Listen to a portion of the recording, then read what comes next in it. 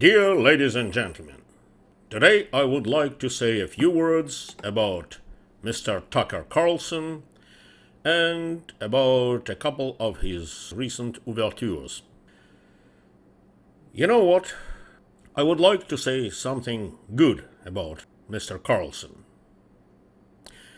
but I'm not sure that I will be able to. But you know what? Actually, I will say a few good things about him. First and foremost, let me tell you that up until recently, I used to agree with everything which this man was saying about internal politics of the United States of America.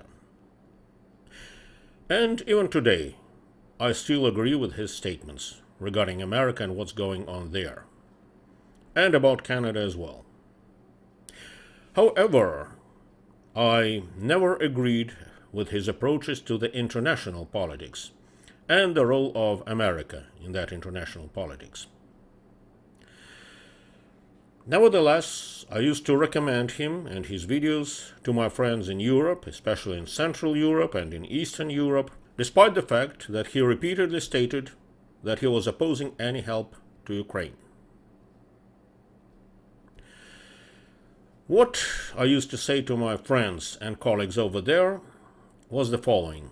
Well, Tucker Carlson is an American. He cares first and foremost about America and what's going on there. He doesn't care too much about the rest of the world. That's his right. So you should listen to him if you would like to find out what's going on in the United States. Unfortunately, right now, I cannot recommend him anymore. Again, due to his recent overture and that brown-nosing trip to Moscow, during which he made a really weak interview with Russia's dictator Vladimir Putin, and in fact was justifying his aggressive politics towards Russia's neighbors. Here is an example of Tucker Carlson's approach to international politics. Well, now I will take a few excerpts from one of his recent videos where he gives word to those people who think that the United States should not forgive Iran and other dictatorships the murder of American soldiers and should retaliate. Of course, Carlson disagrees with that. Yesterday, the Pentagon announced that 3 U.S. troops had been killed and dozens injured after a drone loaded with explosives struck them at a base in Jordan near the Syrian border. Now, none of that can be confirmed. The details, anyway, the location of the attack, and there's some question about whether that's true, but there is no question that American troops were killed yesterday, and the reaction to that, mixed with sadness, was highly political, in fact, even strategic. Within moments of this news breaking, Lindsey Graham, the Republican senator from South Carolina, called for blood. Quote, "Hit Iran now. Hit them hard," he tweeted. Nikki Haley, of course, piled on. Here's what she posted to X. Quote, "As a military spouse, my heart breaks for the families who lost loved ones. This shows the barbaric nature of our enemies in Iran, and it shows that they would not be attacking our troops if Joe Biden weren't so weak in his treatment of Iran. We should retaliate with full force, the full force of American strength. It's the only way to prevent further war. If we do not, these attacks will continue." Interesting. All of this came immediately. They were joined by Wes Clark, the former presidential candidate and commander of NATO, and buffoons like John Cornyn, who apparently is a senator from Texas, etc., all saying the same thing. Let's go to war with Iran. They all said this in both sides. Here's Nancy Pelosi on CNN telling you yesterday that anyone who is not for this, who would like, say, a ceasefire between Israel and Hamas, is working for Vladimir Putin. For them to call for a ceasefire is Mr. Putin's message. Mr. Putin's message. Make no mistake, this is directly connected to what he would like to see. Same thing with Ukraine. It's about Putin's message. I think some of these protesters are spontaneous and organic and sincere. Some, I think, are connected to Russia. And I say that having looked at this for a long time now, as you know. You think some of these protests are Russian plants? I think they're plants. I think some financing should be investigated. And I want to ask the FBI to investigate that. Evil, right? She is evil. and she's speaking lies. What you heard is totally dishonest. Is it really evil? Or a crime? So if we could just go back to something you said at the beginning, which I think is demonstrably true, that American policymakers have left American citizens in these countries in order to be killed so they can justify killing more American citizens in a broader war against a very well-armed country, Iran. If that is true, that's evil. That's a crime. So how is that not a crime? It's 100% a crime. My goodness. Alas, alas, Mr. Carlson, although he reportedly studied some history in a college which didn't even issue him a diploma, seems to be absolutely ignorant in history, political science, and the psychologies and mentality of different nations. Otherwise, who would have understood that if the United States of America keep forgiving aggressive tyrants the murder of American citizens, there will be no respect to America. America will be despised, it partially already is, and those people will come to America, to Canada, to your homes, and impose their laws and their tyranny on you. Maybe he does understand that, but at least he pretends that he doesn't. Why? I don't know. Of course, I understand that you will rather believe Tucker Carlson than me, Andrew Anderson. Well, he's so cute. And he's so wealthy. Of course. On the other hand, I'm also not poor, so why not believing me from time to time? But of course I understand that this video is probably a waste of time. On the other hand, when it comes to game over, some of you will ask me, why didn't you warn us? Why weren't you sharing your knowledge and understanding with us? And I will answer, I was sharing my knowledge and understanding. I was telling you when you were students at the university where I was teaching, and I'm sharing information, my point of view, and my understanding with you through these YouTube videos. Another question. What can the Americans gain from making Iran, for example, pay for the crimes? And we have to ask ourselves as American citizens, what do we gain from this? If we're going to deploy our troops and we're going to lose our best and our brightest, and we're going to spend trillions of dollars, what do we, the American people, gain? I can tell you, Americans could gain respect. Many people in the world, millions of people, were respecting America, not only for the fact that it was one of the most free countries of the world, but because America was trying to impose freedom on other countries. At least there is a half myth, but only half myth, that if Americans saw that somewhere in the world the tyrants were torturing their people, Americans were coming to help them.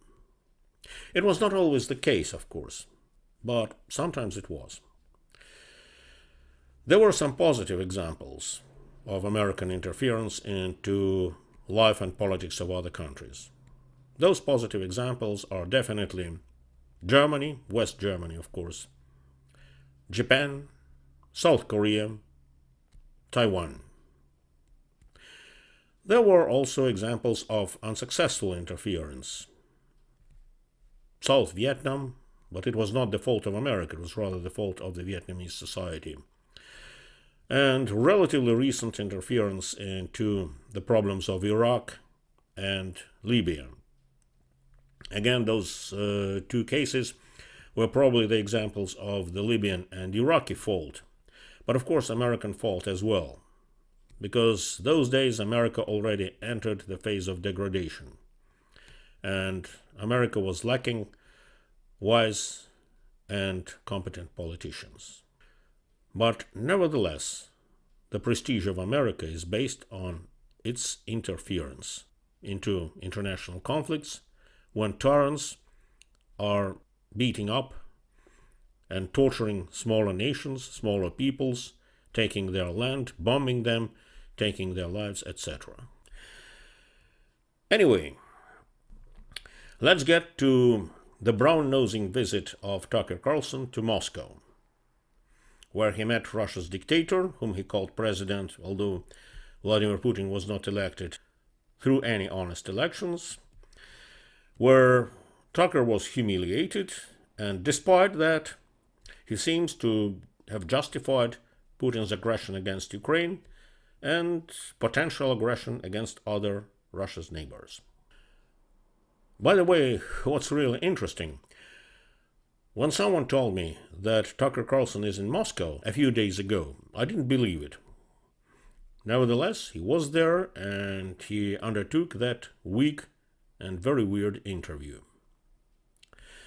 Before we go any further, I would like to share an excerpt from one little animated cartoon for little kids.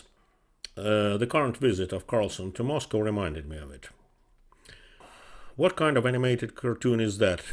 Well, it's based on a novel for kids written by recently belated Swedish writer, right-wing writer, Astrid Lindgren.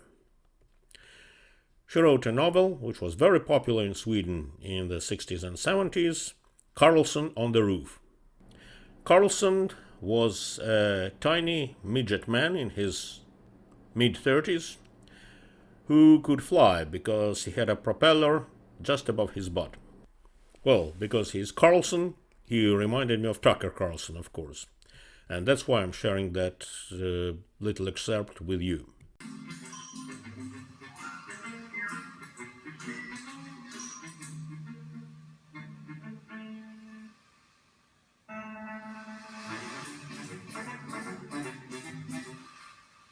Excuse me, can I land here? What? What? We are landing. Don't you see I'm going? Yes, please.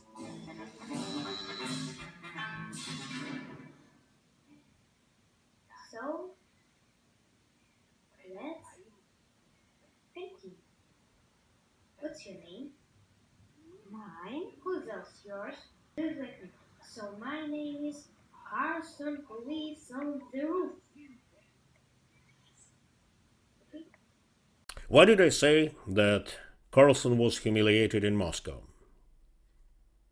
As he mentioned himself in one of his recent videos, he had to wait for Vladimir Putin for more than 2 hours. How comes? Was he surprised? I'm surprised that he was surprised, because this is Vladimir Putin's style, to publicly humiliate his guests and even his hosts who are hosting him in other countries. No, that way this little man is trying to overcome his complexes from his poor, humiliating childhood. By the way, there is something in common between Carlson and Putin. Putin came from the lowest of the lowest strata of the society, of Russian society, whereas Tucker Carlson's father also came from the lowest of the lowest.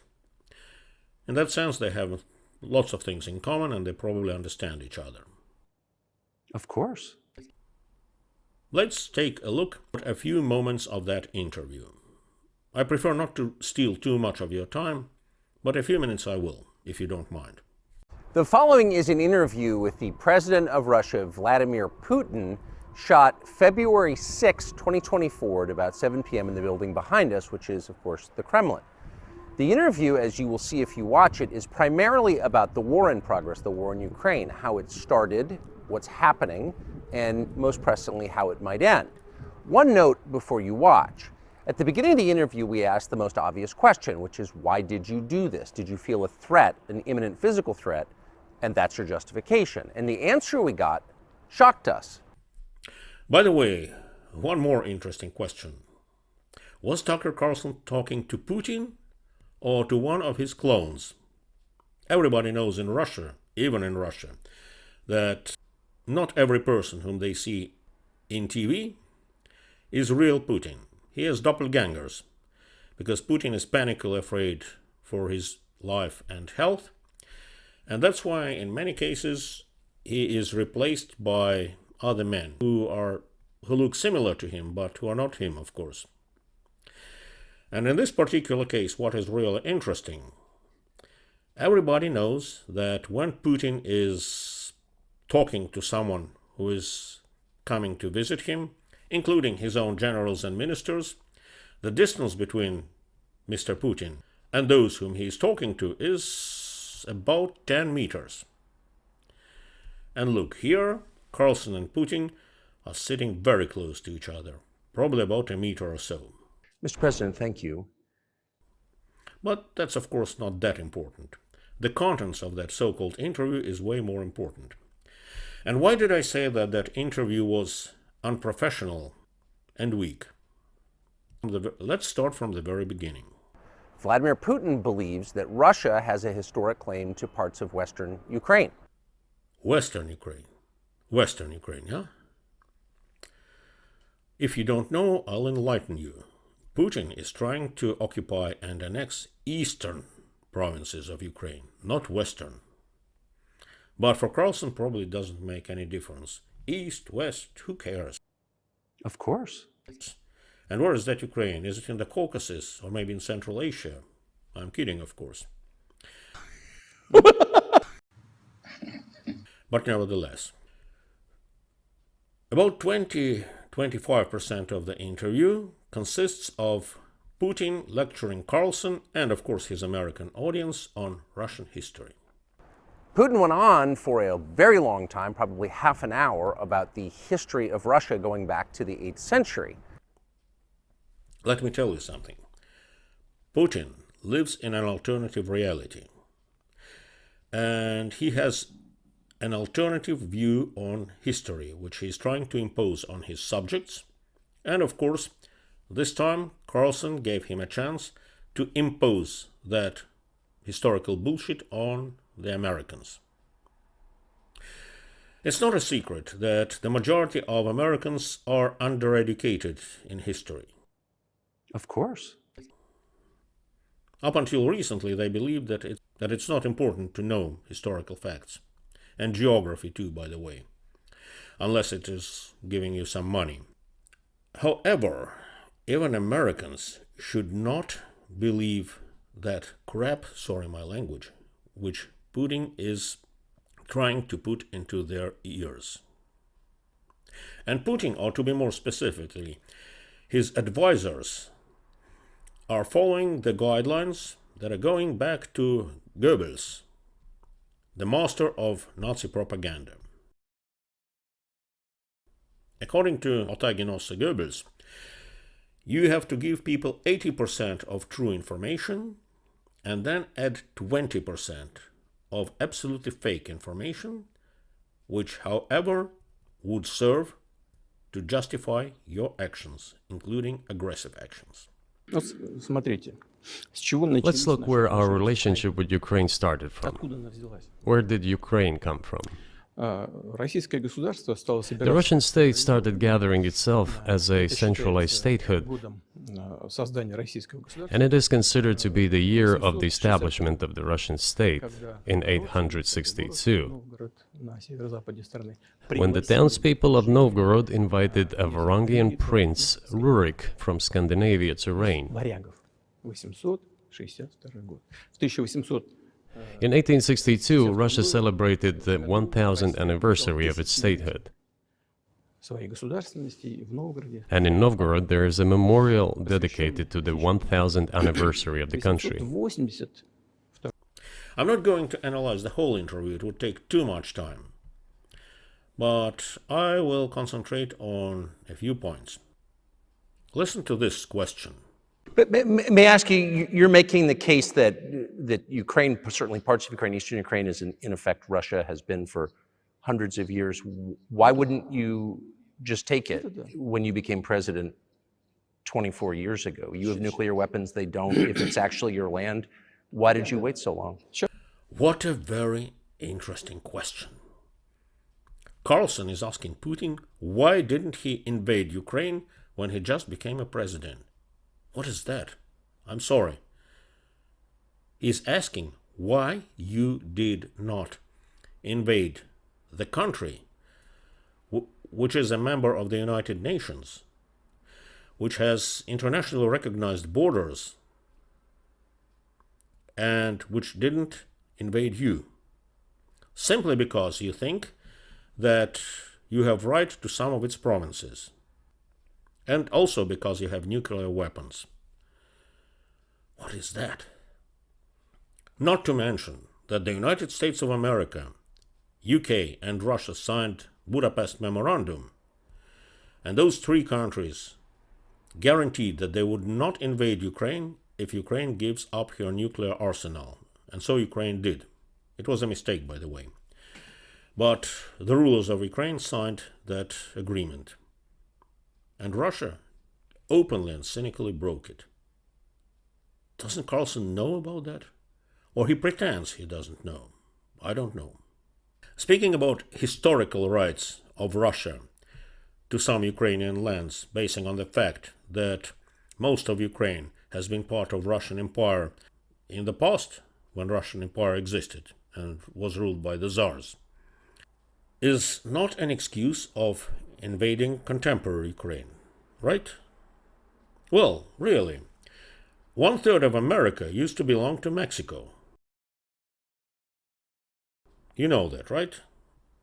So do you think that Mexico has right to invade the United States, to annex California, Arizona, New Mexico, Colorado, Texas, parts of Oklahoma? Well, it looks like Mexicans are going to take over this land, but through the uncontrolled migration. I shouldn't have said that. But the process is going on. But at least Mexico is not invading the United States by force. And it's not bombing American territory.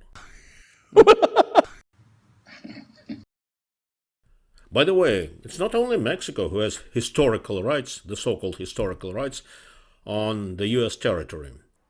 Russia also can justify an invasion of America basing on the fact that Alaska, for a considerable amount of time during the good Tsarist days, was part of the Russian Empire.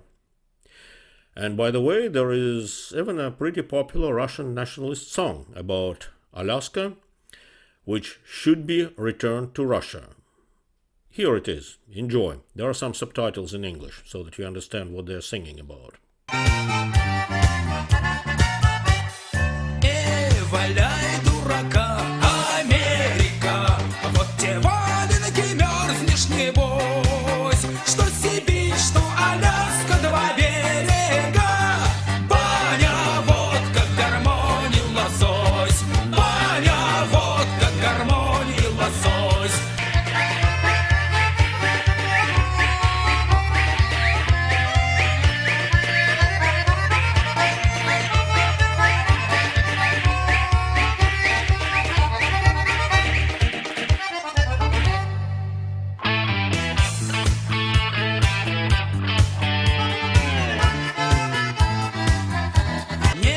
Валяй дурака, Америка, невидимо кому говорят. Отдавай-ка землицу, Алясочку, отдавай-ка родимую взад, отдавай-ка родимую взад. Did you like it? Good. Another question. Why didn't you make this case for the first 22 years as president that Ukraine wasn't a real country? What? Ukraine isn't a real country? I have no comments. Sorry. Then Putin shares with you his understanding of the events of the Second World War. As the Poles had not given the Danzig corridor to Germany, it went too far, pushing Hitler to start World War II by attacking them. Poland turned out to be uncompromising, and Hitler had nothing to do but start implementing his plans with Poland. So, Poland provoked Germany and forced Germany to invade Poland because Poland refused to cede to Germany its own territory. The Danzig corridor. My good people, what's that? I don't know how to comment that. Maybe you do, then go ahead. All those territories were ultimately enshrined as belonging to Russia, to the USSR. Another interesting statement. Russia or the USSR as it was called those days. Let me enlighten you. The USSR, after the Second World War, and actually before that as well, was officially a union of 15 sovereign communist states. Of course, in reality, they were not sovereign, but in accordance with the constitution, even with Stalinist constitution, they were sovereign states. And Ukraine and Belarus even had their own seats in the United Nations. Of course, Carlson didn't know that. Of course. Too bad, so sad. Now listen to this. The Bolsheviks started building the USSR and established the Soviet Ukraine, which had never existed before. So Ukraine never existed before the end of Russian Civil War. What a lie. Ukraine proclaimed its independence in 1918 through the council, or rather elected by the population of Ukraine, basing on the universal suffrage, and not too many people know about that. But Ukraine was the first part of the fallen Russian Empire, which concluded peace treaty with Germany, Austria-Hungary, Bulgaria and Turkey in Brest-Litovsk in 1918. Russia, Soviet Russia, Ukraine wasn't Soviet at that moment, signed a similar treaty with Germany in the same place, Brest-Litovsk, and in the same year, but after Ukraine. After the Treaty of Brest-Litovsk, a Ukrainian state was established with the borders more or less similar to the current borders of Ukraine. However, after Germany lost the First World War, Ukraine was invaded by the Soviet Russia, and as a result of relatively long war, devastating war I should say, it was Sovietized and became Soviet Ukraine, later incorporated in the Soviet Union. Then Putin starts talking about historical rights of Romania and Hungary to some Ukrainian territories. So Romania and Hungary had some of their lands taken away and given to the Soviet Ukraine, and they still remain part of Ukraine. So in this sense, we have every reason to affirm that Ukraine is an artificial state that was shaped at Stalin's will. Do you believe Hungary has a right to take its land back from Ukraine, and that other nations have a right to go back to their 1654 borders? I don't know what is meant by historical rights. Well, historically, indeed, most of Ukraine was part of Poland. A considerable part of Ukraine was part of Ottoman Turkey, and some parts of Ukraine belonged to Romania and Hungary. By the way, Carpatho Ukraine belonged to Hungary for more than 800 years. And yes, the loss of that territory by Hungary is deep in the heart of many Hungarians. Nevertheless, one thing is to know that certain territory was part of another country. Another thing is trying to annex it. And look what Carlson is asking Putin now. Have you told Viktor Orban that he can have part of Ukraine? So, from the point of view of Tucker Carlson, Putin could allow Viktor Orban to invade Ukraine, to take over Carpatho-Ruthenia. Of course. Maybe Papua New Guinea may allow Mexico to take over California, New Mexico, Arizona, and Texas. I don't know, but from the point of view of Putin and Carlson, it's the case. Of course. Now about the expansion of NATO. You explain at great length that you felt a physical threat from the West in NATO, including potentially a nuclear threat, and that's what got you to move. Is that a fair characterization of what you said? I'm talking about the United States. The promise was that NATO would not expand eastward, but it happened 5 times. There were 5 waves of expansion. And in 2008, gates to NATO were open to it. Oh, come on. I told you about 2008 and the decision in Bucharest to open the NATO's doors for Ukraine and so on. According to Putin, US President could give him promises that NATO is not going to expand eastwards. And Tucker Carlson agrees with that. It looks like Mr. Carlson is not aware of such thing as the NATO Charter. And according to NATO Charter, not to mention that NATO is a purely defensive alliance, any country of the world, any North Atlantic country at least, has right to apply for NATO membership.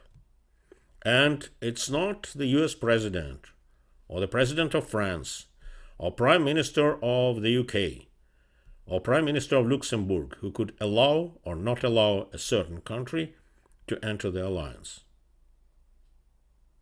It looks like those two characters, Carlson and Putin, are not aware of that. How very interesting. Speaking about NATO expansion, Russia invaded Georgia and before that Moldova, when those two smaller nations not only were not applying for NATO membership, but were not even thinking about that. And by the way, after that summit in Bucharest, where some useful idiots, including, for example, Angela Merkel, who was definitely acting in favor of Russia, blocked the entrance of Georgia and Ukraine into NATO. And immediately after that summit, Russia invaded Georgia. But of course, Tucker didn't know that, or didn't want to know that. And do you know that? Maybe you don't either. Okay. Another lie of Putin. They launched the war in Donbass in 2014 with the use of aircraft and artillery against civilians. This is when it all started. Ukraine invaded Donbass, one of the eastern provinces of Ukraine. What a lie. Russian-sponsored gangs and paramilitary units started the so-called uprising in Donbass, brutally murdering people who were loyal to Ukraine. And of course, Ukraine had to react. And pro-Russian forces in Donbass were well armed by Russia. They had tanks, they had missiles, they had heavy artillery, and you probably know that they even shot down a civilian airplane, which was flying from Belgium to Malaysia. Do you know about that? That was made by those peaceful people, the so-called civilians, who started a pro-Russian uprising, pro-Russian rebellion in Donbass, in eastern Ukraine. Putin is lying. And by the way, Putin was always lying throughout all of his life. Now Putin claims that the coup d'etat in Ukraine, which was not a coup d'etat, by the way, provoked Russian invasion. So what was the trigger for you? What was the moment where you decided you had to do this?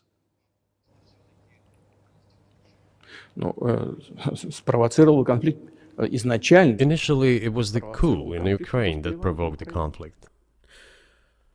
In his domestic media, every single month, Putin and his servants are offering Russian people a variety of variants, fighting against non-existing Nazism, fighting against Satanism, believe it or not, and now restoring law and order because there was a coup in Ukraine, when Ukrainian people kicked out the criminal imposed by Russia into the seat of their president from his office.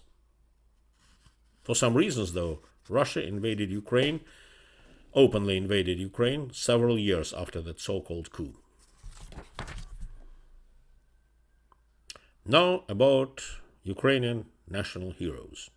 Bandera, Shukevich. It was those people who were made national heroes. That is the problem. And we are constantly told that nationalism and neo-Nazism exist in other countries as well. Yes, they are seedlings, but we uproot them, and other countries fight against them. But Ukraine is not the case. These people have been made into national heroes in Ukraine. Monuments to those people have been erected. These were people who exterminated Poles, Jews, and Russians. Well, as a person of partially Polish blood, I'm not a big fan of Bandera and Shuhevich, although they were Ukrainian freedom fighters and I recognize that.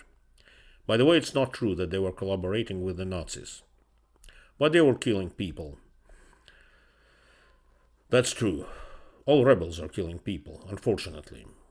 But isn't it the right of Ukraine to choose their heroes? I believe it's none of Putin's or anyone else's business. It's Ukraine. It's not Moscow, it's not New York, it's not Washington. However, Putin claims that Ukrainians have no right to choose their heroes, their national heroes. And Carlson seems to agree with him. Of course. And speaking about the Nazis, you probably don't know, but in Russia itself, there are real Nazis who are acting openly, legally, and who are partially financed by Putin's government and Putin's secret service. Look at them. Я говорю, я нацист. Можно руку вскинуть. Слава России!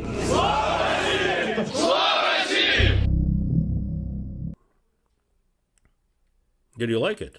Did you like it? I hope not. And one more thing. Putin claims that Russians and Ukrainians are one people. I say that Ukrainians are part of the one Russian people. One people. Okay. So that's what you are doing to your people. Watch. Here is the ruined city of Mariupol, who was inhabited exclusively by the Russian-speaking people, who knew some Ukrainian as a foreign language, as a second language, although they were Ukrainian subjects. That's what Putin did to his own people. Enjoy.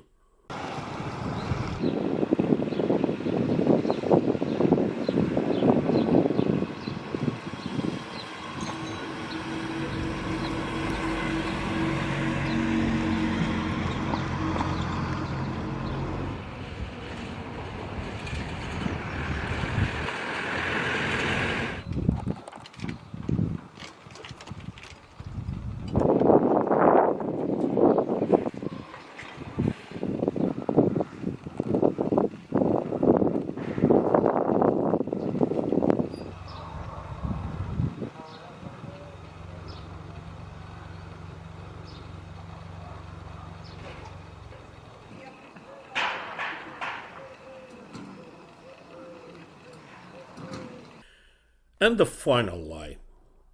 Putin claims that he reminded Zelensky of his father, who reportedly fought in the ranks of the Soviet army during World War II against the Nazis. His father fought against the fascists, Nazis, during World War II. I once talked to him about this. I said, Volodya, what are you doing? Why are you supporting neo-Nazis in Ukraine today, while your father fought against fascism? Gates to NATO. Do you know the real truth? I can tell you. Zelensky's father was born after the end of World War II. So, Putin is a world-class liar and manipulator. You lied to me on Monday, you lied to me on Tuesday, you want me to believe you on Wednesday. I don't know. If you want to believe him, go ahead and do so. But I definitely do not recommend you to believe liars, mass murderers, thieves, and internationally recognized criminals, one of which is Vladimir Putin. What else I would like to say about recent actions of Tucker Carlson? In my humble opinion, willingly or unwillingly, Carlson severely damaged America, and especially that part of the American people who are opposing the current regime in the United States. And he also severely damaged the reputation of Donald Trump, who so far is the only alternative to Joe Biden and the whole that gang of Obama and the Clintons. Some people used to blame Trump in being a puppet of Putin. Oh my goodness, what a high opinion they have about Putin.